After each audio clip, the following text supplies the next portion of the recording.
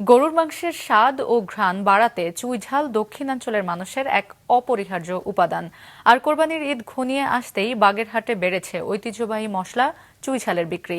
বাগেরহাট জেলা রিপোর্টার শওকত আলী আশরাফের পাঠানো তথ্য, ছবিতে ডেস্ক রিপোর্ট। লতাজাতীয় পরজীবী উদ্ভিদ চুইঝাল আম, জামসহ বিভিন্ন গাছে সাথী ফসল হিসেবে চাষ করা যায় এটি। অতিরিক্ত জমির প্রয়োজন না হওয়ায় দিন দিন বাড়ছে এর আবাদ। আসন্ন কোরবানি ঈদ উপলক্ষে বাগেরহাট সদর, ফকিরহাট, চিতলমারী সহ প্রায় প্রতিটি উপজেলার বাজারেই কেনাবেচা বাড়ছে চুইঝালের।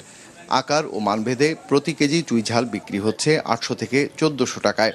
তো বাগেরহাটের ফকিরহাট উপজেলাটা হচ্ছে বেশি চুইঝালের জন্য বিখ্যাত। তো এখান থেকে পাইকারি বেশি সাপ্লাই হয় এবং সবচেয়ে কম দামে আমরা পাইকারিতে দেওয়ার চেষ্টা করি, যার জন্যই মানুষ আমাদের এখানে খুব বেশি পরিমাণ আসতেছে। ক্রেতাদের মতে চুইঝালের ঝাঁজ ও সুগন্ধ গরুর মাংস রান্নায় এনে দেয় ভিন্ন স্বাদ। চুইঝাল খালে মাংসের ভিতর দিয়ে যদি খায়, তাহলে মাংস দিয়ে ডাল দিয়ে যদি খায়, তা খুব সেটা সুস্বাদু হয়, ভালো সুস্বাদু হয়। এই জন্য আমরা খুলনা থেকে আপনার ফকিরহাটে আসছি চুই কিনতে। যাত্রাপুর থেকে আসছি, এখানে আমি পাইকারি চুইঝাল নিই এবং বিভিন্ন হাটে বাজারে বিক্রয় করি।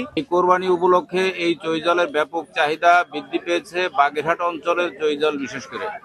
কৃষি সম্প্রসারণ অধিদপ্তরের তথ্য অনুযায়ী চলতি বছর জেলায় 32 হেক্টর জমিতে 58 টন চুইঝাল উৎপাদন হয়েছে।